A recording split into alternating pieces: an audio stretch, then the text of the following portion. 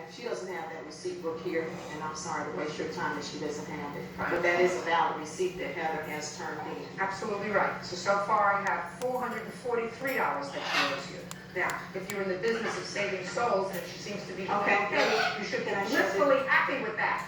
Okay, let me, Blissfully. can I show you this also? What is it? Okay, this is where we came up with the other amount. I don't care what you came up with the other amount. They're still supposed to bring everything. She doesn't have She did. everything. No, she didn't. She doesn't have the receipt book for the other amount of money.